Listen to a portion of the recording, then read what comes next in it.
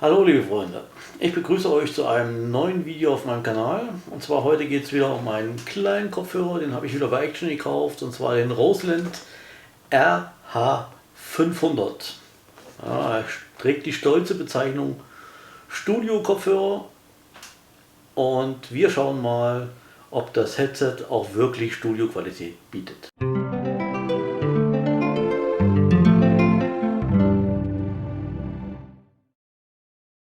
Dieses Headset kostet 14,95 € bei Action und für den Preis soll es eine Studioqualität bieten. Ich bin gespannt. Ja, es verspricht auf jeden Fall einiges. Hier auf der Verpackung steht schon mal faltbares Design. Ja, wir haben ein ansteckbares Mikrofon, ja, einen ganz klaren Sound und diverse Kabel sollen dabei sein. Und ob das wirklich hält, was es verspricht, das sehen wir jetzt, wenn wir es auspacken.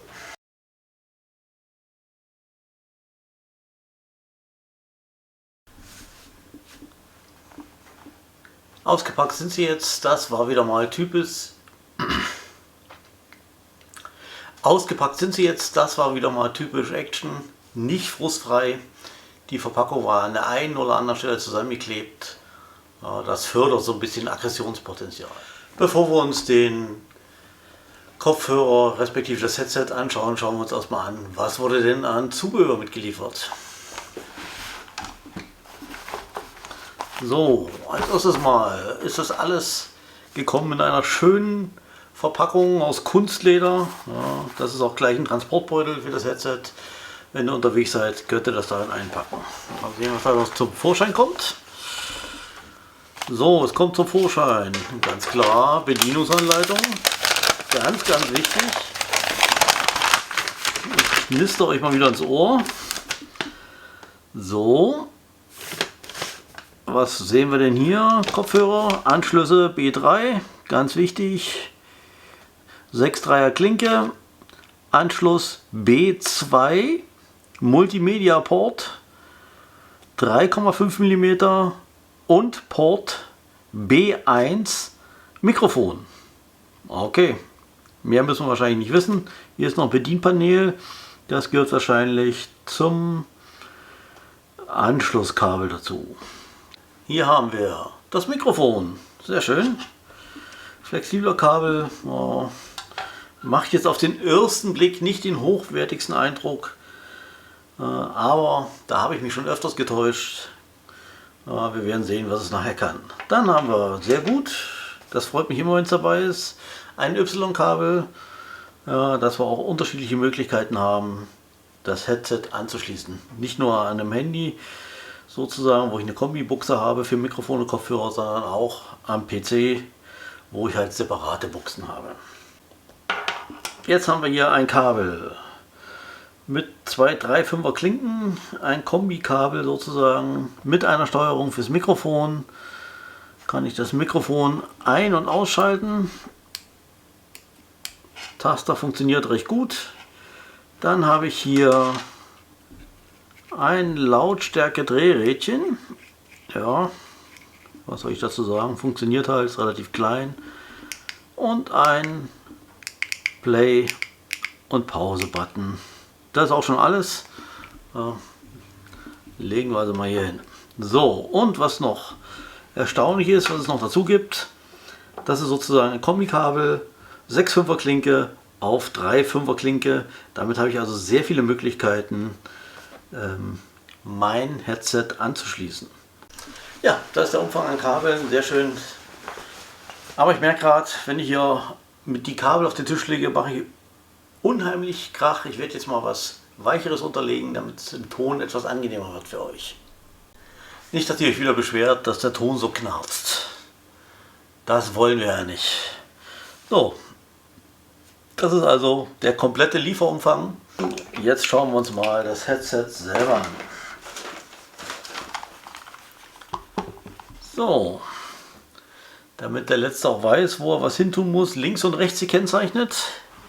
Wir haben hier ein Kopfpolster, ist relativ weich. Der ganze Bügel fasst sich angenehm an, angenehm weich, ist auch leicht. Der ganze Headset wiegt gerade mal so 340 Gramm.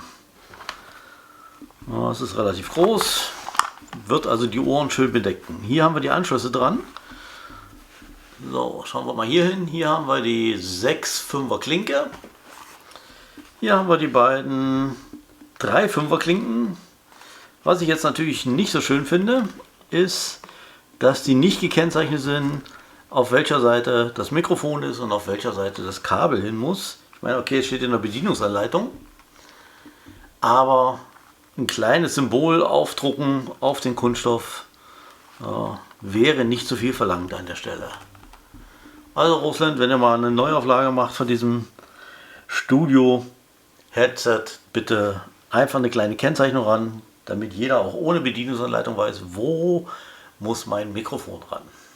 Ich habe jetzt extra nochmal in die Bedienungsanleitung geschaut, damit ich weiß, wo das Mikrofon ran muss. Das Mikrofon muss an die B1 ran und das ist die vordere Box hier. So, probieren wir mal einfach aus, wie sie sich tragen, welchen Tragekomfort sie haben. Aber bevor ich sie jetzt aufsetze, fällt mir gerade auf, es ist etwas ungewöhnlich, weil das Mikrofon im Gegensatz zu den meisten Headsets, die ich kenne, auf der rechten Seite ist.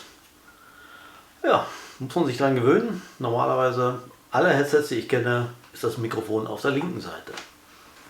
Im ersten Blick passt es noch nicht, ich muss es ein bisschen größer machen. Aber dann schauen wir mal.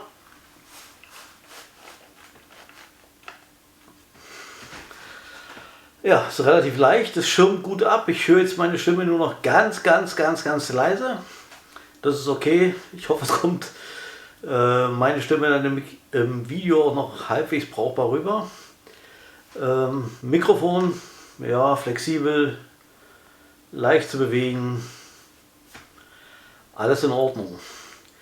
Für mich persönlich, Tragekomfort über den Ohren, auf den ersten Eindruck, ja, brauchbar. Die weiche Polsterung in der Mitte ist für mich noch nicht so ideal. Vielleicht habe ich es noch nicht ganz richtig eingestellt. Es drückt mittig etwas. Ja, ich mache es mal etwas größer. Ja, das wird sich dann wahrscheinlich erst rausstellen, wenn ich das Headset eine Weile trage. Ich verbinde jetzt mal das Audiokabel mit dem Kopfhörer und dann ist mir noch eine Besonderheit aufgefallen. Also an allen Verbindungskabeln. So, ich hoffe, ist eine kleine Verdrehsicherung dran, so dass ich, wenn ich das Kabel einstecke, es nicht mehr verdrehen kann. Wir haben dazu passend an dem Kunststoffteil eine kleine Nut und so kann ich alle Anschlusskabel verdrehsicher anbringen. Ja, das gilt sowohl für die 3,5er Klinke als auch für das Mikrofon. Ja, alles schön und gut, aber wir wollen ja wissen, wie klingt unser Studio-Headset. Klingt sehr brauchbar. Das Headset kostet 15 Euro und die Studioqualität ist halt entsprechend. Ja, es ist ein guter Kopfhörer. Ja, ich hatte hier schon Kopfhörer, die waren um Längen schlechter. Ja, die Tiefen kommen einigermaßen rüber, vielleicht fehlt es so ein wenig an den Höhen.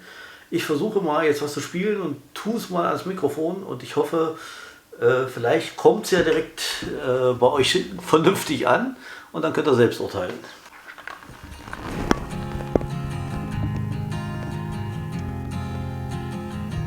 Unterwegs mit Ralf, nur ein Mann und der Wald. Der Klang vom Kopfhörer war für die 15 Euro wirklich schon mal ganz brauchbar. Jetzt testen wir noch das Mikrofon aus. Dazu werde ich mal mein Headset an die Kamera anschließen.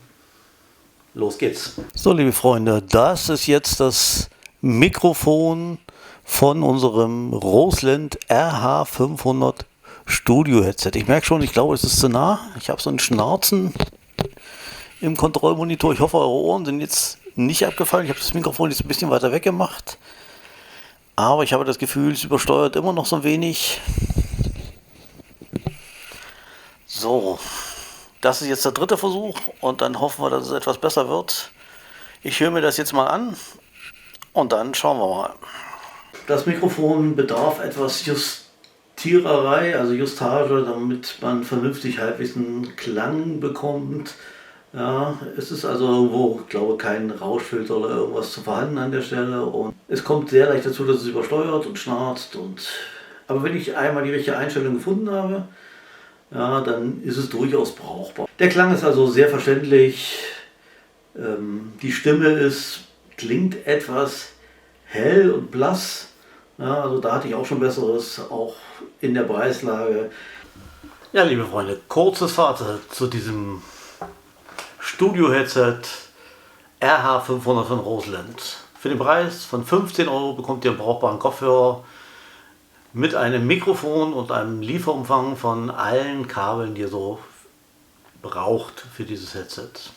Lieferumfang ist super für den Preis.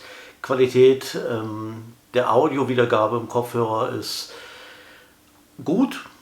Es ist halt ein 40 mm Treiber. Aber man kann für den Preis nichts dagegen sagen. Ich habe schon viele Kopfhörer gehabt, die um Längen schlechter waren in dieser Preislage. Tragekomfort ist okay, Ohrmuscheln sind okay, Kopfbügel, ja, vielleicht nicht jedermanns Sache, muss man ausprobieren.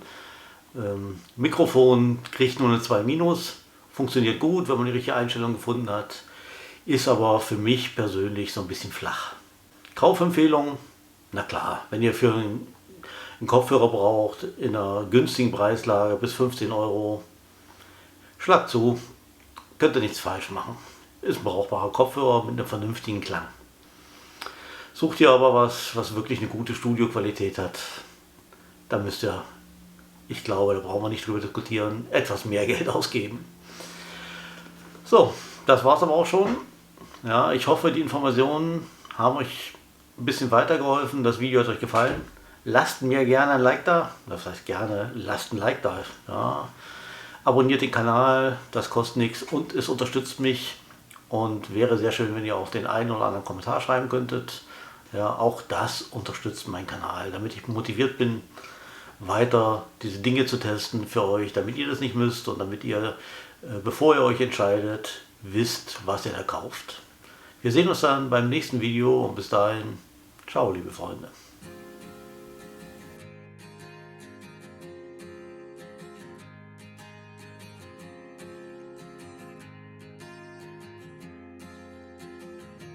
Unterwegs mit